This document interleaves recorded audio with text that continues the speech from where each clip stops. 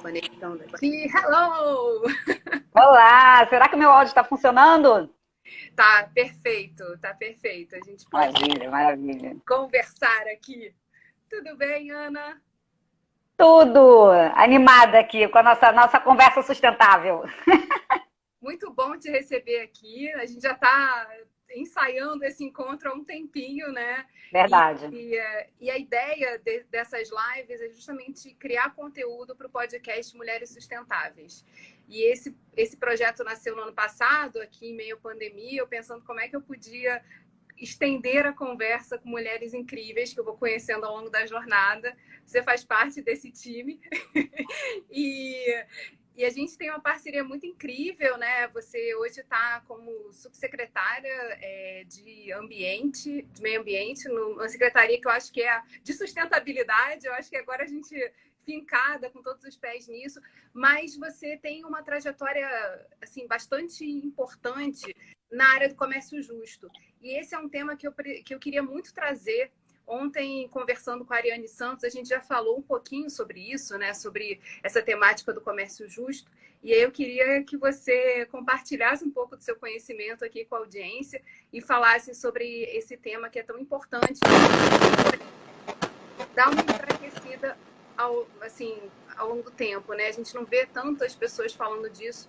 E nesse momento é tão importante a gente resgatar, né? Quando a gente está buscando aí novas formas de reinventar, resgatar essa temática. Está dando uma interferência no som. Será que é o meu? Contato. Quer que eu tire o fone para ver se melhora? Vamos tentar? Vamos, peraí, deixa eu tirar o fone. Tecnologia. Melhorou? Como é que tá agora? Tá ótimo, tá ótimo. É isso, às vezes o que é para ajudar atrapalha. Eu tenho um negócio com fone, Geisa, nunca dá certo. Eu fico desesperada.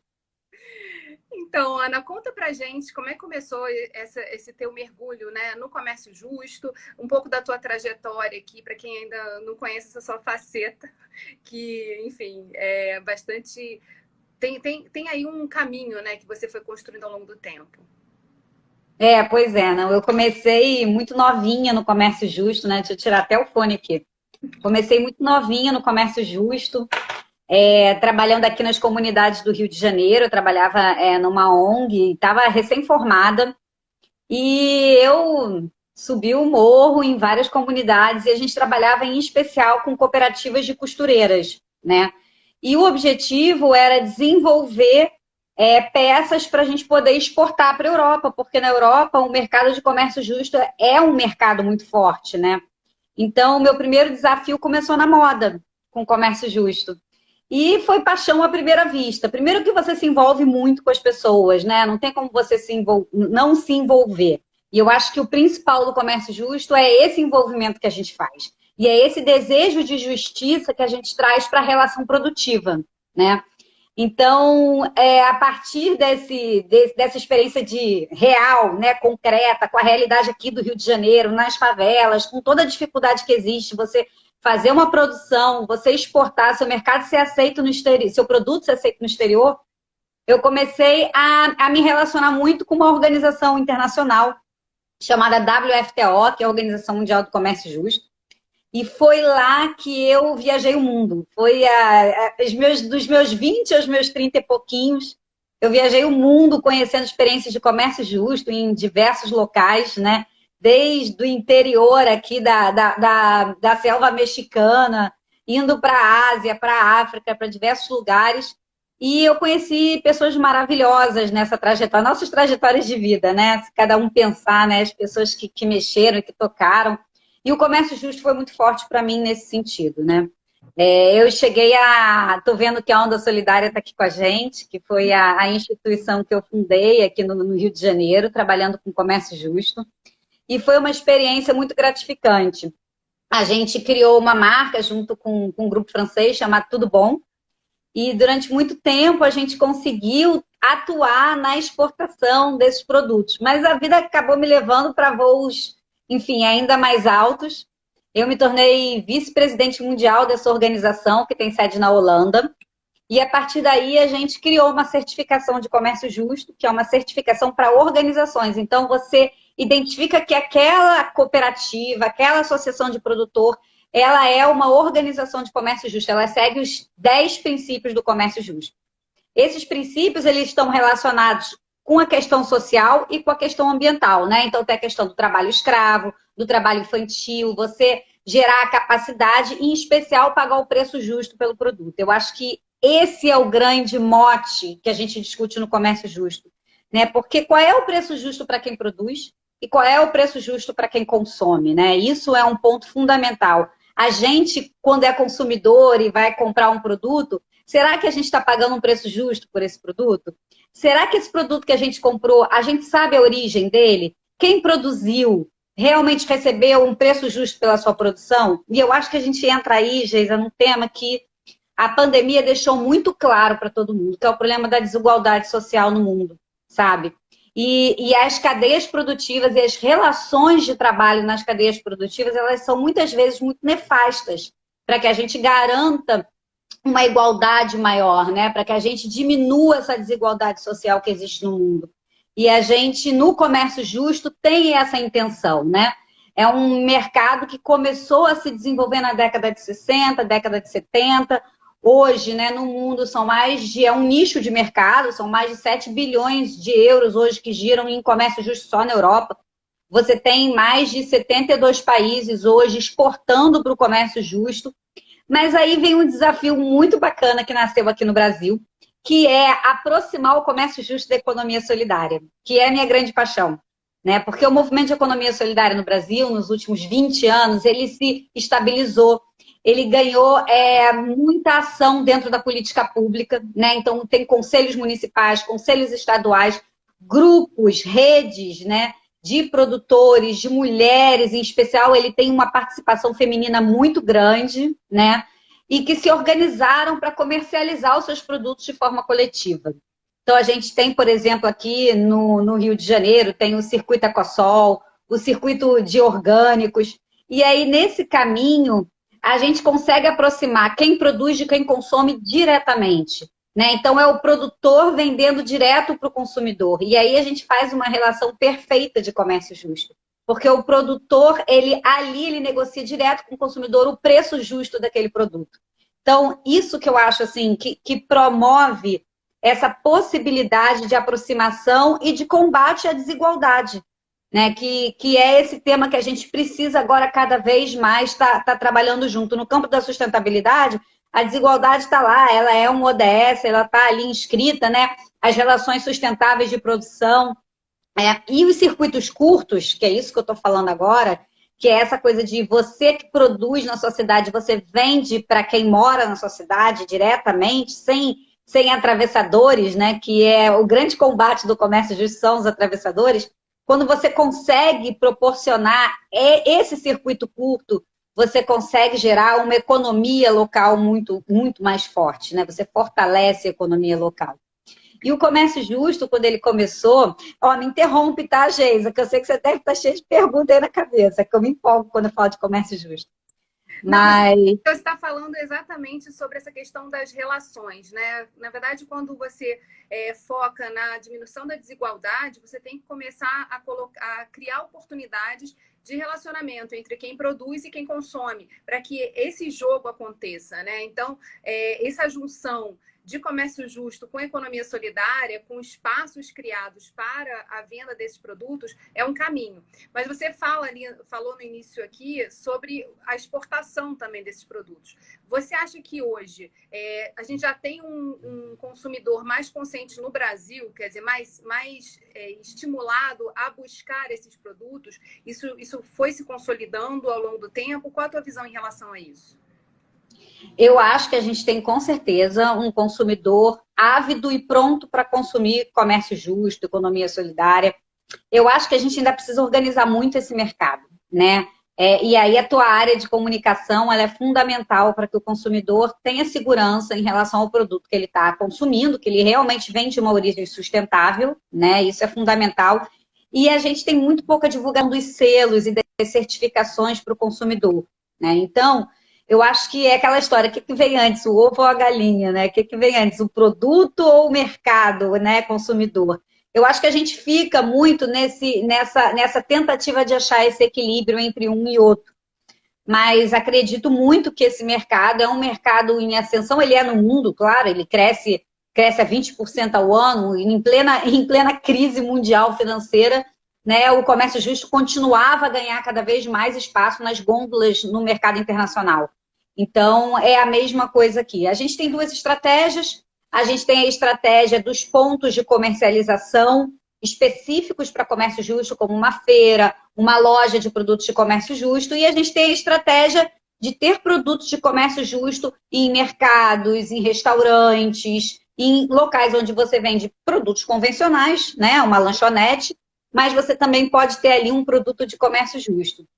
A Europa é interessante. Desculpa te interromper. Não, vai lá, vai lá. Interessante justamente porque você precisa também estreitar com as organizações e pessoas que estão trabalhando, olhando para isso, né? Onde buscar essa certificação. Quando você fala WFTO aqui, eu acho que é super importante, porque as pessoas não têm conhecimento também de que elas podem se certificar e podem ter lá mais uma chancela, né, de uma organização internacional falando sobre o que ela está fazendo ali. E você falou de 10 princípios do comércio justo. Você pode citar aqui para a nossa audiência quais são esses princípios e como é que essas pessoas podem buscar essa certificação? É por e-mail? É pelo site? Qual é o caminho? Olha, o site wfto.com, tá? É o site da Organização Mundial do Comércio Justo. Lá você pode acessar. Existe uma sede da WFTO na América Latina, que fica no Paraguai. A nossa secretária executiva na América Latina é a Zuma, que é uma mulher maravilhosa, então ela pode ajudar muito também, né? Quem tem dificuldade com, por exemplo, com a língua, né? Porque basicamente o site ele é em inglês e espanhol, se eu não me engano, tá? E ali na verdade, como é que funciona? A WFTO, ela é uma grande rede, uma associação, né? Então, ela tem ali uma quantidade enorme de produtores envolvidos, de organizações guarda-chuva, de organizações menores, né? E a WFTO, você se associa, você se torna um associado. A partir do momento que você se torna um associado, você pode pleitear a certificação. Você pode ser um associado simples, como eu, que não sou produtora, ou você pode, né, ser um associado que quer ter uma certificação de comércio justo. Então, primeiro você se associa e depois você pede a certificação, tá? Então, tem todo esse processo, entra no site, quem precisar de ajuda, quem tiver interesse em se certificar e ser reconhecido como uma organização de comércio justo, eu estou à disposição também, essa é a minha grande paixão, né? Acredito muito nisso, na verdade. E, assim, existe hoje uma carta de princípios e critérios que rege esses critérios ou esses princípios, são princípios do comércio justo no mundo. Porque existem hoje umas 5 ou 6 certificações diferentes, né? E essas certificadoras, elas se uniram em 2018 para definir uma carta única, um entendimento único de quais são esses princípios. O primeiro princípio é você gerar valor para quem está em desvantagem econômica, tá? Então, primeiro começa a partir daí. É organização de comércio justo, é comércio justo quando você está apoiando quem está fora do mercado convencional e está precisando entrar nesse mercado, precisando ter espaço nesse mercado, né? Depois você tem o desenvolvimento de capacidade, né? Como é que eu desenvolvo a capacidade daquele produtor, como é que eu desenvolvo a capacidade daquele espaço de consumo, né? Então tem essa coisa de você investir, tá? Você tem também a questão ambiental, que é a preservação do meio ambiente, o trabalho infantil, a questão, né, totalmente contrário ao trabalho escravo. Vou dar um exemplo, e é muito sério na certificação esse tipo de coisa, né? No sul do México tinha uma cooperativa e eles estavam apoiando, receberam, na verdade, né, um dos cooperados recebeu uma guatemalteca que veio da Guatemala, fugida de um problema de conflito, e ela e o filho começaram a ajudar esse produtor, né, no plantio. E aí, quando veio a certificação para fazer a avaliação, a auditoria, né, e aí o selo, não é o da WFTO que eu estou falando do selo de produto, que é o selo da Flor, chegou o auditor e viu aquela situação, e interpretou aquela situação como trabalho escravo, trabalho infantil. né? E aquela cooperativa perdeu a certificação e ficou 2 anos sem poder comercializar dentro do comércio justo. Então, é muito sério e pegam, assim, nessas questões, que são questões que, olha, quem está de fora está vendo, mas peraí, não está recebendo, é em troca de teto. Como é que é essa relação, né? Em relação ao novo e o moderno trabalho escravo, o moderno trabalho infantil, né? Que tem muitas nuances aí. Então, estou dando um exemplo, que é um exemplo que depois se resolveu, tá? Mas é nesse nível, né, que se chega à avaliação da certificação, que pode se chegar, tá? E a questão de você estar gerando um mercado transparente. Então, a transparência é um princípio do comércio justo, a origem do produto, a informação para o consumidor de toda a cadeia produtiva. Por exemplo, hoje você tem o algodão certificado na África, né? Tem muita cooperativa de produção de algodão certificado Fairtrade, comércio justo na África.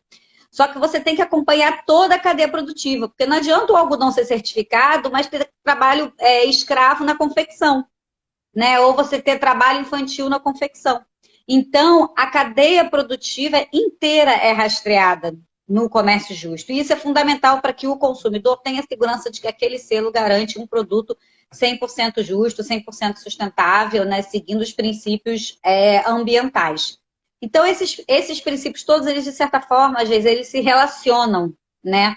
E a gente vê hoje, cada vez mais, o consumidor, ele buscando produtos que sejam ambientalmente sustentáveis, né? Então, a questão ambiental e também a questão social. Então, hoje, por exemplo, na Europa, é muito difícil você ver um produto que seja comércio justo, mas não seja orgânico, ou não seja agroecológico, né? E vice-versa. Então, são certificações que se relacionam. E sustentabilidade é o tripé, né, do desenvolvimento econômico, social e ambiental. O comércio justo, ele preza por esse tripé. Então, isso que eu acho que é a grande diferença quando a gente fala num produto, um produto de comércio justo. Mas é claro que tem muita gente que faz comércio justo, não é certificada, mas nem por isso está deixando de fazer, né? O selo é um apontamento para o consumidor, para quem está buscando esse produto. Mas a gente tem muitos produtores de comércio justo hoje no Brasil que não são certificados. Existe um processo... tô vendo aí, ó, o Trindade está aí com a gente, Sérgio Trindade. Existe um processo muito bacana que foi construído no governo federal, que o propósito era criar um sistema nacional de comércio justo. E a gente trabalhou, a Plataforma Brasileira de Comércio Justo, Faces do Brasil, a gente trabalhou muitos anos na criação desse sistema. Infelizmente, não foi dado continuidade na política, a gente espera que um dia volte essa discussão, mas que o propósito era que houvesse um selo de comércio justo no Brasil. E que fosse uma certificação que aqueles produtores menores da economia solidária, em especial, né, que não são grandes cooperativas ou grandes associações, mas aqueles produtores de redes menores também pudessem ter acesso, né? Muitas vezes se questiona muito o custo da certificação. E eu sempre falo que se você quiser se certificar, por exemplo, no comércio justo, você pode buscar uma organização que já é certificada. Você entra no mercado do comércio justo através de uma organização que seria uma comercializadora, por exemplo. No Brasil, a gente tem 2 excelentes, diga-se de passagem. E a partir dali, se você realmente conquistou um mercado internacional para isso, aí você faz o seu processo de certificação, né? Isso para quem quiser ir um passo a passo. Ele não precisa ser anterior, quer dizer, você não precisa, não é aquela coisa assim, eu tenho que fazer o comércio, tem que seguir os princípios, eu tenho que me certificar e depois eu vou para o mercado. Não, é um processo que você pode fazer enquanto, né, vai se desenvolvendo e para ter o recurso também para investir nisso, né? E tem muito importador de comércio justo hoje no mundo que, inclusive, financia a certificação para quem é produtor. A gente tem no Brasil diversas cooperativas de produção de mel, produção de café, produção de sucos, de laranja, tangerina, que hoje já estão no mercado internacional. Na verdade, já não. Tem alguns que estão há 20, 30 anos exportando para a Europa, né? Cooperativas tanto da Bahia quanto do Sul, Minas, São Paulo. A gente tem ali um grupo de cooperativas que já se organizou numa associação, que é a BR Fair, é uma associação de organizações certificadas Fairtrade no Brasil, e a BR Fair, ela ajuda muito como associação, essas cooperativas no seu processo de evolução. E são cooperativas que vendem no exterior com o selo Comércio Justo e que no Brasil a grande maioria não usa o selo no seu produto, né?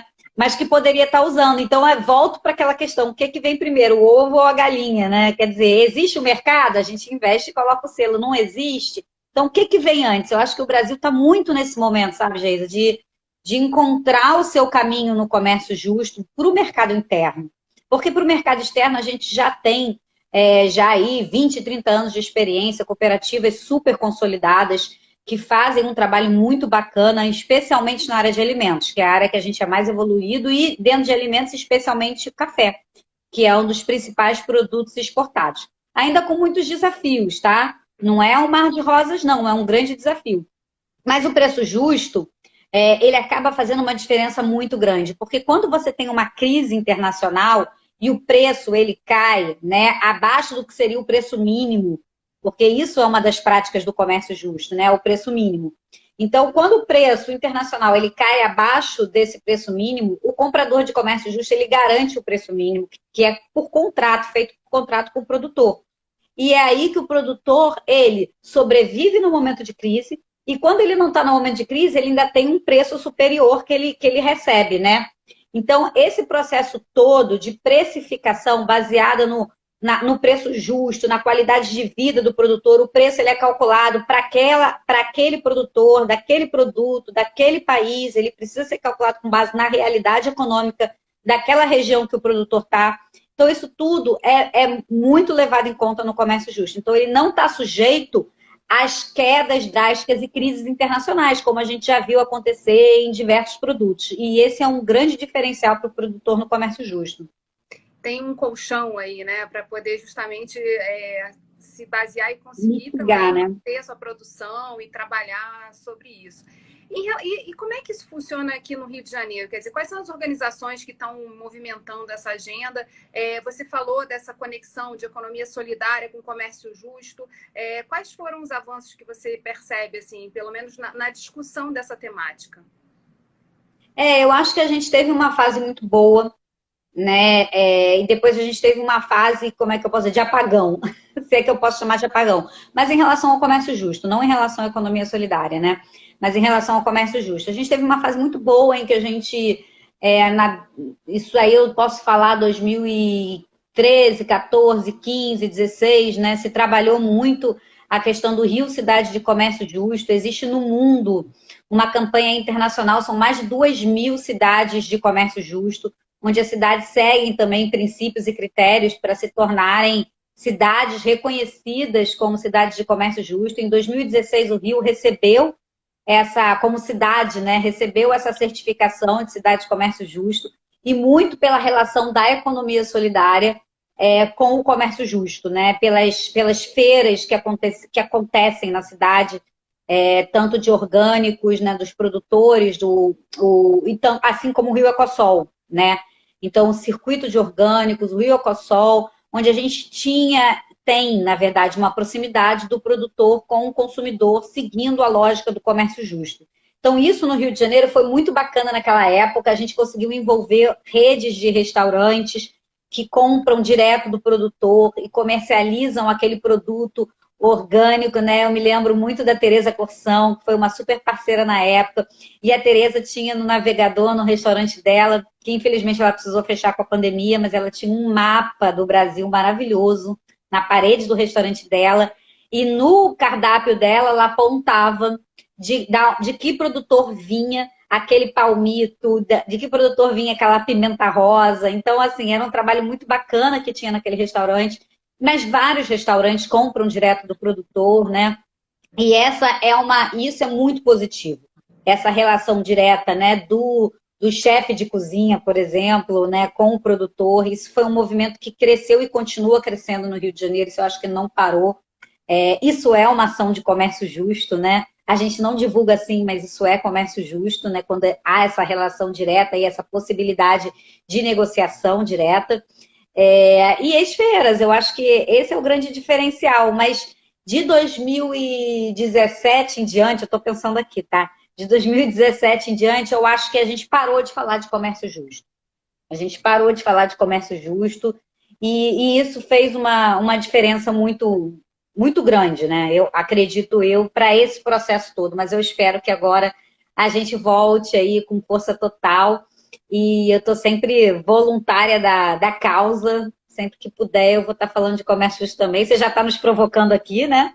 Já começamos a provocação, mas eu acho que esse é o grande diferencial, né? Porque aqui, diferente de uma relação de exportação, que o consumidor na Europa ele está muito distante do produtor, e aí ele precisa de uma certificação que diga que não houve trabalho nessa cadeia produtiva, trabalho escravo, ou que foi pago um preço justo por esse produto, né? Porque aí ele precisa da certificação porque ele está longe, ele está muito distante. Imagina quantos atores não tem nesse meio do caminho dessa cadeia produtiva até o produto sair do interior de Minas Gerais e chegar numa lanchonete na Holanda, por exemplo, né?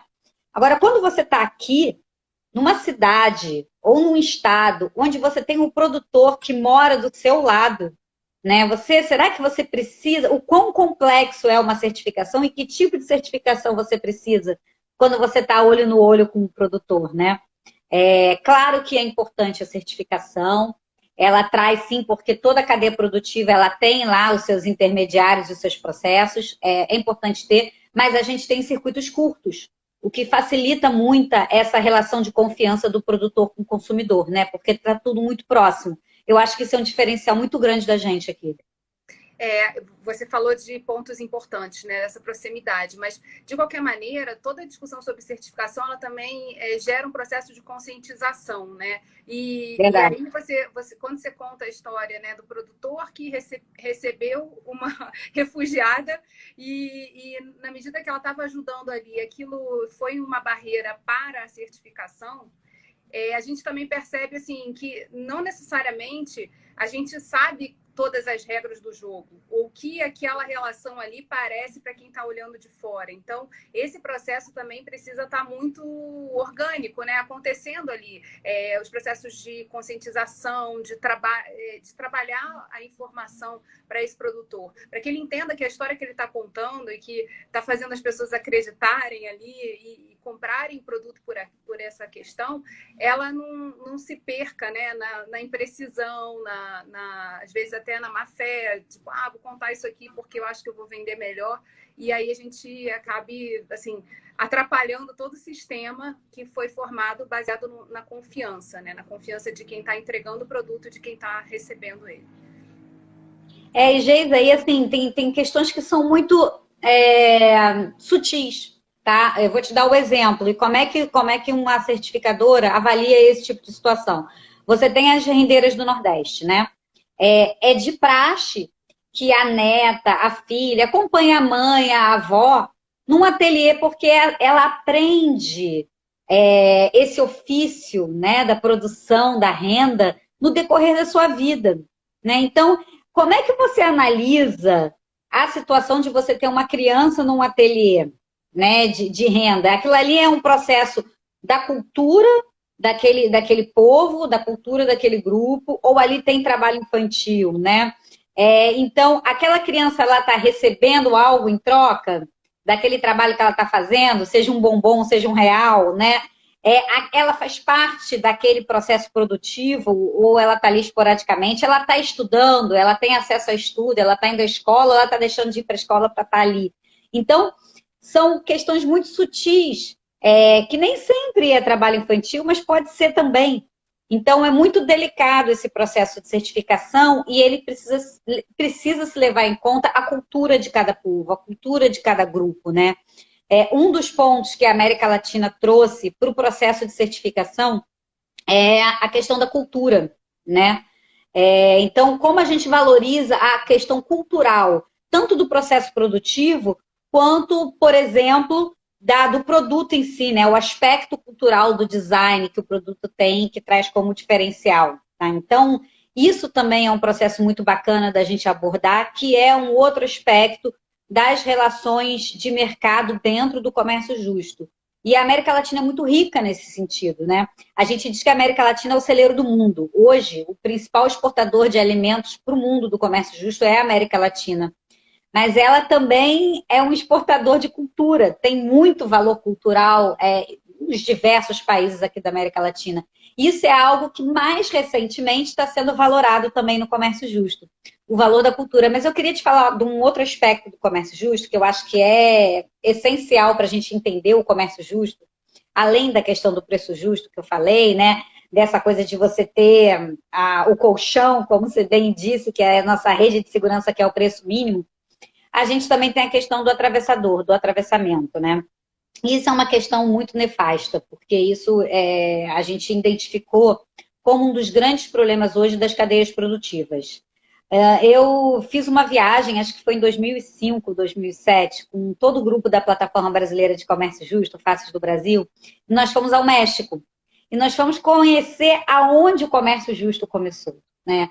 Foi uma viagem incrível, a gente se meteu no meio da selva mexicana, no meio da guerrilha, foi uma coisa de louco, todo mundo com a cara tampada para a poeira da estrada não entrar, me senti naqueles filmes assim, que você olha para baixo, o penhasco caindo e o ônibus assim na beira do penhasco, foi uma aventura maravilhosa, inesquecível, mas a gente foi aonde o comércio justo começou. E o comércio justo começou na década de 60, quando um padre holandês chamado Frans van der Hoff, que hoje, se você procurar por ele, chamar ele de Franz, ele não atende, que hoje ele se diz Francisco, tá? Francisco, hoje Francisco, mais de 40, 50 anos, não sei, que ele vive no México, ele atravessou o oceano e ele foi buscar, numa missão, ele tinha 20 e poucos anos, ele foi numa missão buscar onde existia a pobreza no mundo, e ele foi parar no sul do México, num estado chamado Oaxaca, que é fronteira com a Guatemala. E lá, ele ele viu, né, lá, enfim, uma série de produtores que competiam entre si. E ele não entendia por que existia competição entre aqueles produtores, que era muito mais inteligente eles se unirem do que eles competirem. Isso aí bota a década de 60, tá? Quando ele chegou lá e ele viu esses produtores competindo, ele, como, né, uma pessoa agregadora, começou a conversar com cada produtor. E aí ele descobriu que tinha um cara na região, que é o famoso atravessador, que chegava para o produtor e dizia assim, olha, eu pago tanto na sua saca de café. Aí o produtor falava, pô, mas por esse preço eu não pago nem a minha semente. Enfim, o produtor ele tem todo o risco, né? Ele tem um risco muito grande da produção. Vai que dá uma geada, acontece alguma coisa, ele perde a produção, então ele tem um risco muito grande. E aí ele falou que aí esse cara chegava, não, eu pago tanto, se você não aceitar, o seu vizinho vai aceitar. Então, esse atravessador, ele gerava essa comparação entre os vizinhos e aí os caras começavam a criar uma situação de conflito ali naquela região. O que o Francisco fez? O que o Franz fez? Ele reuniu todo mundo e disse, olha, vamos criar uma associação de produtores e através dessa associação a gente vai ter força, porque a gente vai ter mais quantidade para vender, né? Então, a gente vai ganhar escala, vai ter mais força, e a partir daí a gente vai trabalhar um preço com esse atravessador que chega lá. Mas esse padre, ele foi além. O que ele fez? Ele viu o preço que era pago pela saca ali, né, para o produtor, e ele tinha uma coisa que os produtores não tinham, ele tinha conhecimento do mercado. Ele sabia quanto valia essa saca numa lanchonete na Holanda, porque ele tinha acabado de... Quanto valia a saca, não, quanto valia um cafezinho. Na lanchonete na Holanda, porque ele tinha acabado de vir de lá. Então ele viu que tinha alguma coisa muito errada. Como é que o cara que tem o maior risco, que é o produtor, recebe tão pouco por uma xícara, uma saca de café, e ele paga tanto por uma xícara numa lanchonete na Holanda? E aí nasceu o preço justo. Qual o preço justo dessa saca para eu, consumidor, pagar o que eu pago por uma xícara de café? E aí ele começou a estudar a cadeia produtiva. E ele viu que tinha um atravessador que ia lá, comprava e vendia para uma cidade do lado, que é a cidade de Xtepec, que vendia para um outro atravessador na cidade de Santa Maria, que vendia para outro atravessador que mandava para a cidade do México. Esse cara torrava e exportava e mandava para a Europa. E para lá ainda passava mais um bocado de ator até chegar na lanchonete. Então, o que acontecia com o preço nessa cadeia toda? Esse preço ia aumentando. Mas o produtor, ele não tinha consciência do preço que o produto dele chegava na outra ponta da ponta do consumidor. Então, conhecimento é tudo. Esse padre levou esse conhecimento para essa associação de produtores, organizou esses produtores, e hoje é a maior cooperativa de comércio justo do mundo, chama UCIRI, tem mais de 3.000 cooperados no México. E assim foi crescendo, e diversas cooperativas foram surgindo a partir desse movimento. Isso na década de 60. Na década de 80, é criado o selo do comércio justo no mundo. Então, é um processo que está durando aí hoje 50, 60 anos de construção. Desde, né, da lógica de se organizar de forma coletiva para a gente vencer essa dependência de atravessadores, porque as cadeias produtivas, elas precisam, sim, de atores intermediários, o que é diferente de atravessadores. Se eu não tenho tecnologia, se eu sou um produtor, eu não tenho alguma tecnologia para torrar, ou para transformar o café em pó, ou para embalar meu café, eu preciso de algo nesse processo, um ator nesse processo que me permita que eu me desenvolva, né? Que meu produto chegue na outra ponta. Aí está agregando valor. Os atores da cadeia produtiva precisam agregar valor. Quando ele não agrega valor, ele só repassa e ganha em cima disso, desse conhecimento, né? Aí a gente tem aí uma relação de atravessamento. Então, o interessante no comércio justo é que a gente consegue diminuir a distância entre quem produz e quem consome, trazendo conhecimento para o produtor, para que ele consiga avançar ao máximo. E aí vem o princípio do desenvolvimento de capacidade. Porque se, por exemplo, eu consigo, através de uma organização de apoio de comércio justo, financiar a torrefação, esse produtor de café, de repente, daqui a pouco ele está torrando, daqui a pouco ele está moendo café, daqui a pouco ele está vendendo café com a marca dele, né? Então, é esse processo de construção.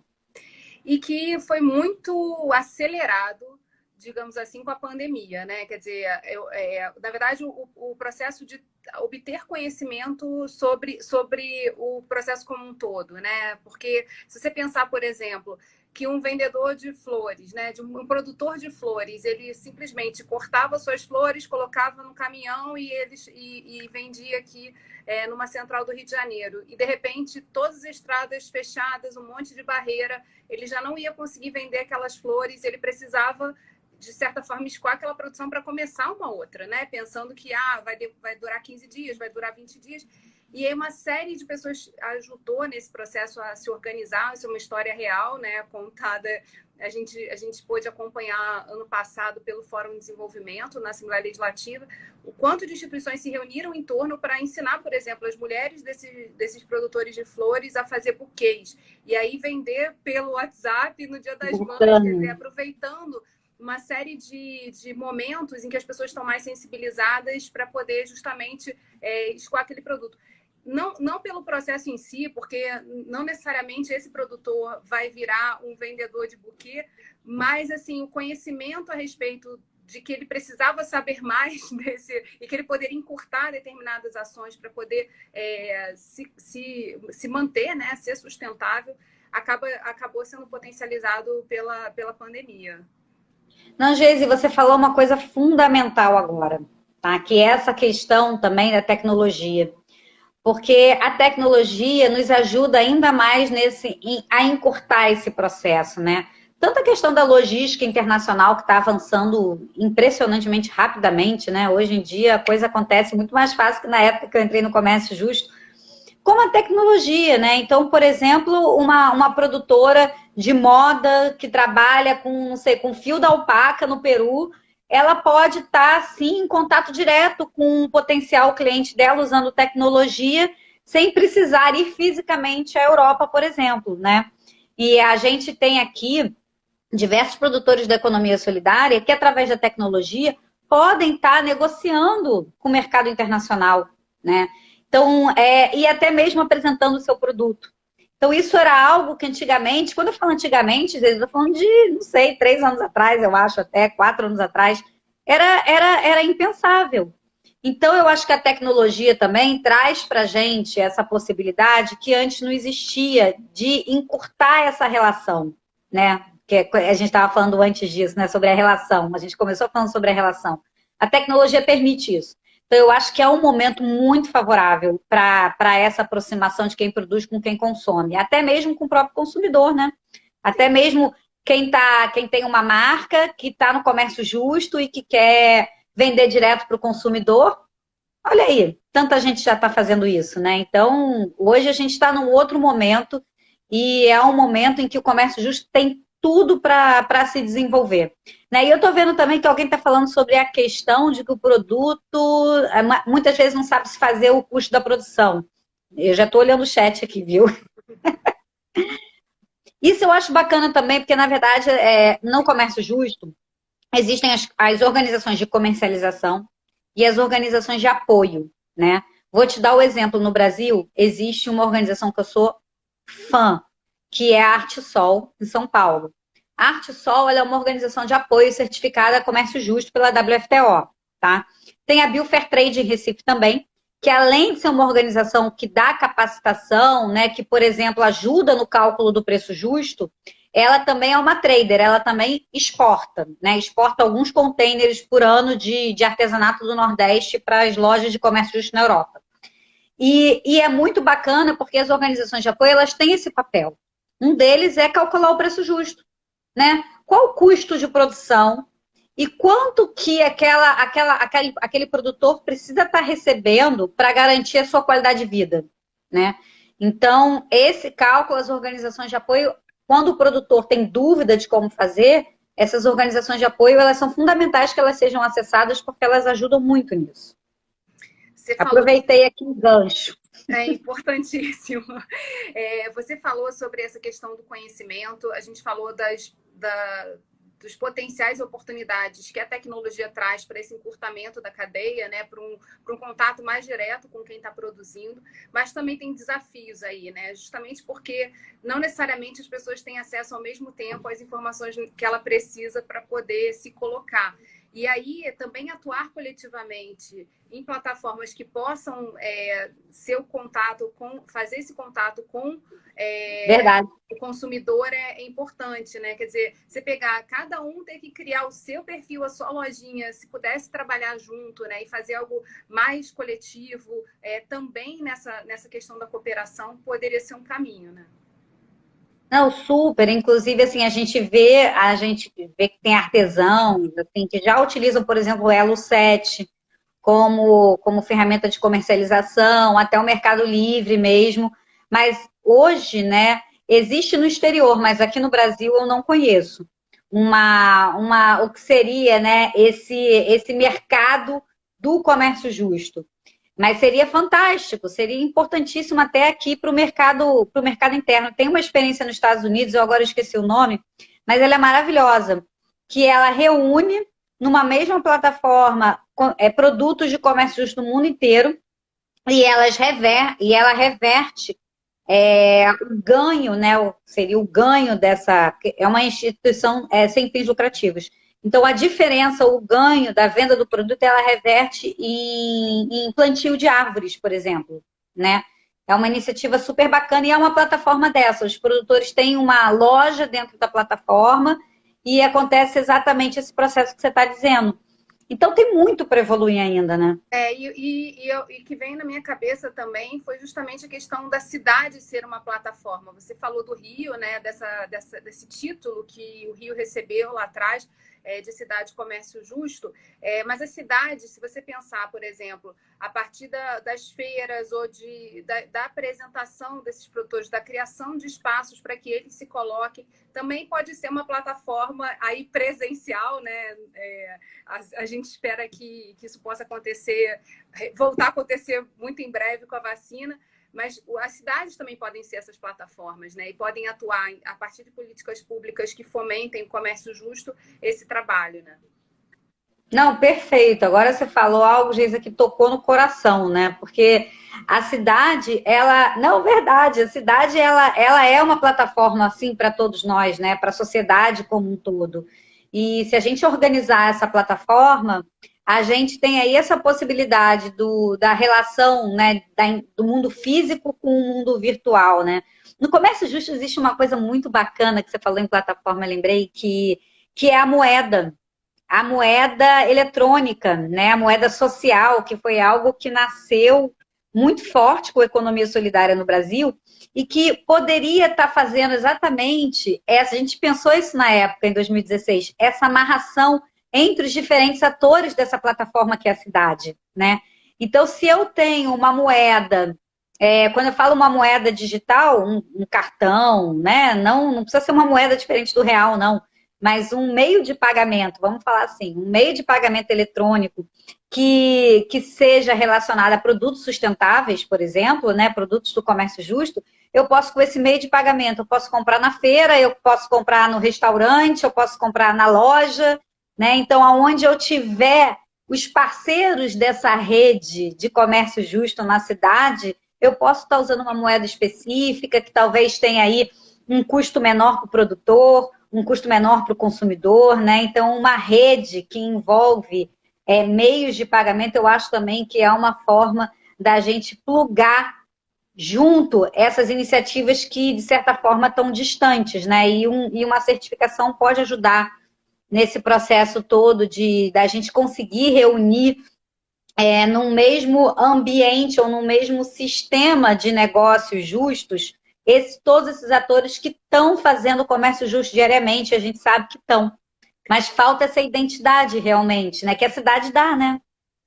E eu estava conversando uma vez com uma amiga que trabalha com acessibilidade, e ela fala, eu vejo em todo lugar que eu olho, eu vejo acessibilidade. E quando a gente fala de sustentabilidade, é assim também, né? Você consegue conectar ações que têm nomes diferentes, mas que no fundo estão unidas pelo mesmo propósito de gerar uma sociedade melhor. Quer dizer, incomoda muitas pessoas a gente viver como a gente vive hoje, né? E sem prover, a partir da nossa ação como consumidor, por exemplo, a qualidade de vida de quem está produzindo aquele produto. Então, quando você fala da cidade, a gente conversa aqui, né, sobre a cidade como plataforma para o comércio justo, o quanto o comércio justo se conecta com a economia solidária, eu fico pensando também nos negócios de impacto social, que é um movimento também que está crescendo a beça, e a gente vê a conexão desses empreendedores que estão olhando o impacto que eles estão gerando, solucionando problemas na ponta, muitas vezes com a ajuda de empresas que investem nesses negócios, para justamente gerar essa mudança que a gente está tanto falando aqui. Então, quanto essas questões elas vão se conectando nessa grande plataforma, né? E quanto a Agenda 2030 também o espaço em que tudo isso pode se encontrar, né? E que a gente precisa estar monitorando para poder justamente falar, olha, você que está fazendo esse pouquinho aqui se conecta com esse outro que está fazendo um pouquinho, e muito a gente está avançando por conta de todas essas atividades. Você hoje também, assim, para quem não sabe, a Ana hoje atua justamente dentro de uma secretaria, fazendo política pública, né? Está na ponta, no executivo, onde tem a caneta para as coisas acontecerem.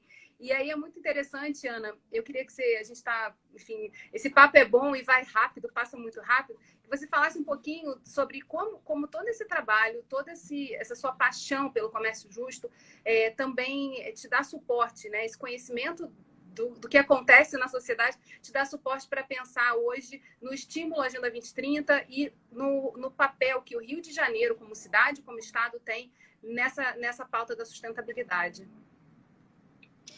Nossa, a gente está fazendo ano que vem 30 anos da Eco 92, né?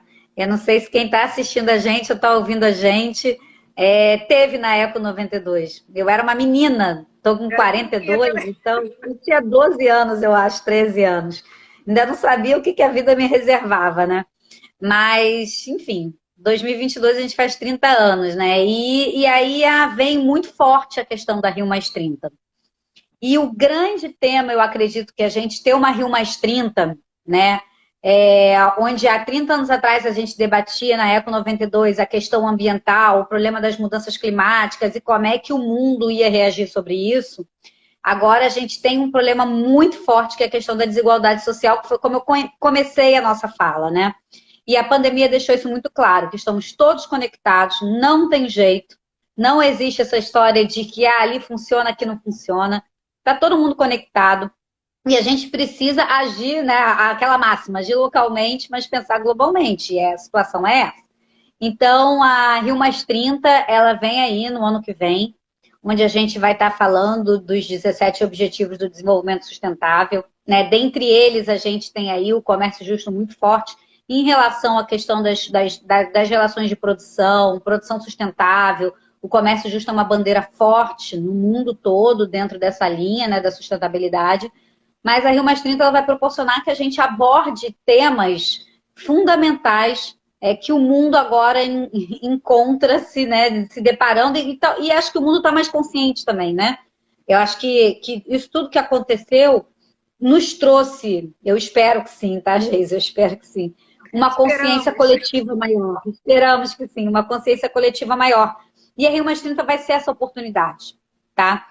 Da gente fazer essa troca coletiva no Brasil, no estado do Rio de Janeiro, mas também no mundo, né? Porque as tecnologias vão permitir que a gente, né, interaja muito mais com o mundo a partir de agora.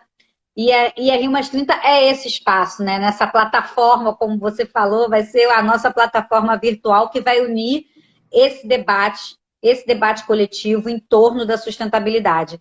Então, o ano que vem é um ano que promete muito, né? A gente já vem trabalhando numa agenda, e aí agora falando um pouquinho como subsecretária, né, da Secretaria de Ambiente, mas a gente trabalhando aqui numa agenda de mobilização da sociedade em torno, né, da Agenda 2030 da ONU. Entramos na década de ação agora em 2021, então são 10 anos pela frente, até 2030 que a gente tem para alcançar as metas do desenvolvimento sustentável.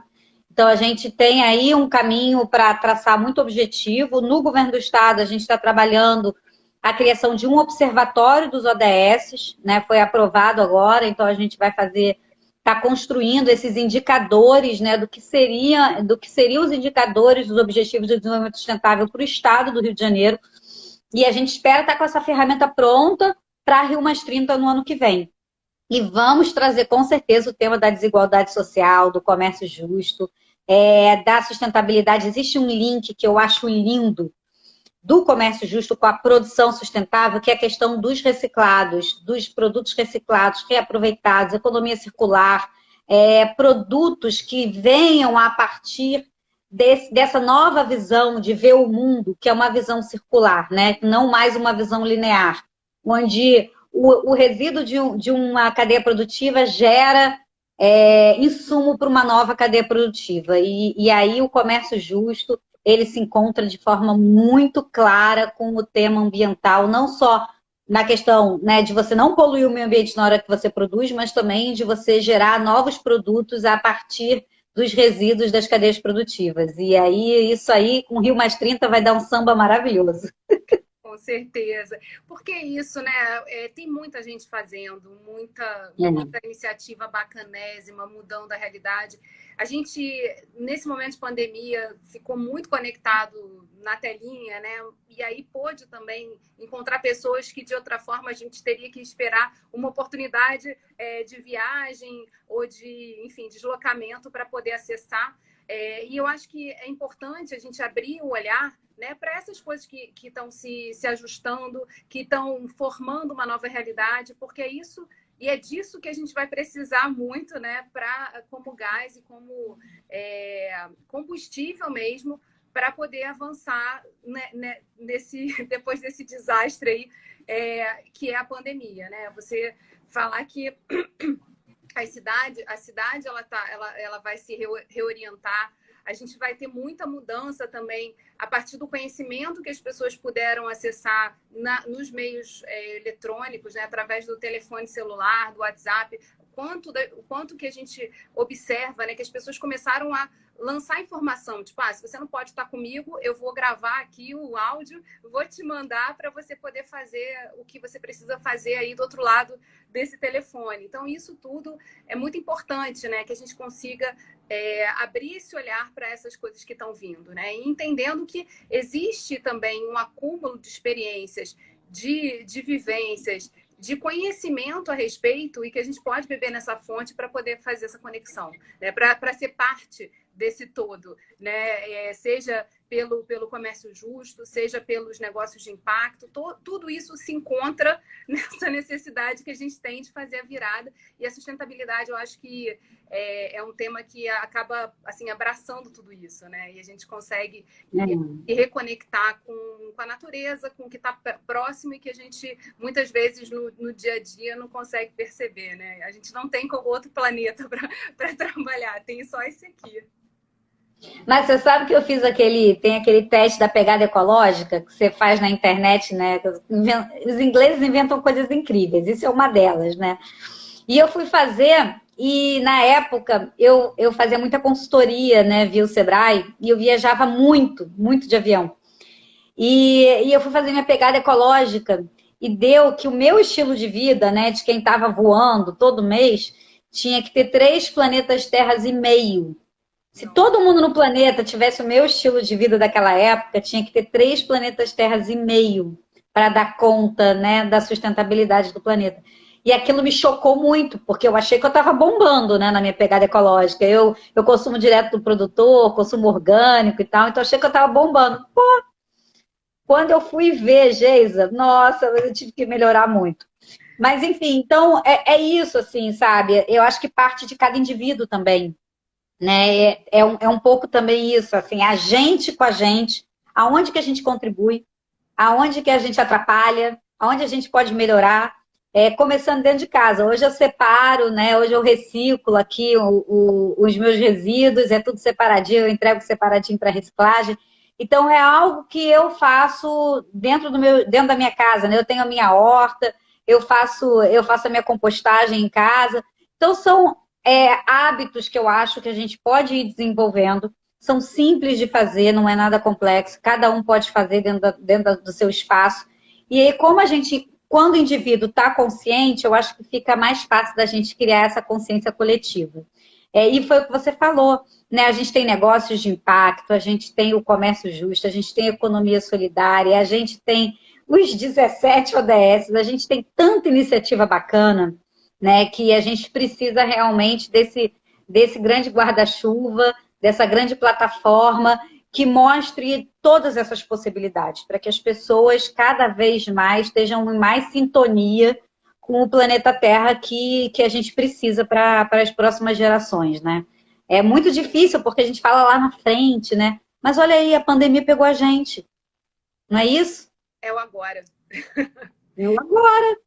Estamos sentindo na pele, né, essa desigualdade social, estamos sentindo na pele, todo mundo aí, não tem rico, pobre, não tem diferença de religião, de raça, de gênero, de nada, né? Todo mundo está sentindo igual. Então, é claro que uns com mais dificuldade e outros, né, menos, óbvio, que aí está a desigualdade social gritando na nossa cara, né? Mas, assim, o vírus é para todos. Então, a gente está agora levando aí, não vou dizer, eu vou falar esse tapa na cara, né? Tapa de luva de pelica, não é nem de luva de pelica, né? Enfim, para a gente poder, de fato, repensar como indivíduo e como sociedade a forma como a gente quer se relacionar no planeta. Ana, passou muito rápido essa horinha. Já. E eu queria muito te agradecer ter aceitado esse convite. A gente ensaiou algumas vezes e conseguimos fazer. Esse encontro foi sensacional para mergulhar nesse mundo do comércio justo, nessa paixão que eu acho que contamina e contagia todos. E eu queria dizer, né, a partir da nossa conversa, a gente precisa começar a fazer alguma coisa. E o pouco que a gente faz já é algo que soma, que conecta, que importa. Então, dar voz a quem olhar para o lado e ver que a gente tem uma responsabilidade, sim, com o planeta, com as pessoas, e a gente tomando consciência, né? Essa história da pegada ecológica foi ótima aqui no final. É isso, é um processo de tomada de consciência plena para que a gente possa fazer as melhores opções. Nem sempre a gente vai poder ser o mais, a gente não precisa ser o mais, que faz tudo, não sei o quê, porque a gente nunca vai fazer tudo. Vai sempre faltar alguma coisinha e é isso, assim, entender o quanto a gente pode colaborar e a partir da pequena mudança de hábito, do olhar mais apurado para quem está do outro lado, né? Que é uma pessoa como você, e que você precisa, a partir do seu pagamento como consumidor, você está ajudando aí a sustentar uma família. Então, é fazendo a nossa parte, tomando consciência que a gente vai construindo aí, passo a passo, esse mundo melhor. Muito obrigada por você estar aqui com a gente. Imagina, eu que agradeço. E sempre que você convidar, eu vou estar junto, sempre. Estamos juntas. Beijo. Beijo enorme. Beijo para todos. Tchau, Tchau. Compartilhem com quem vocês acharem importante, porque vai ficar disponível aí no GTV, então pode mandar, porque tá aí a conversa colocada e muita informação para todo mundo. Beijo. Beijo, gente. Boa semana.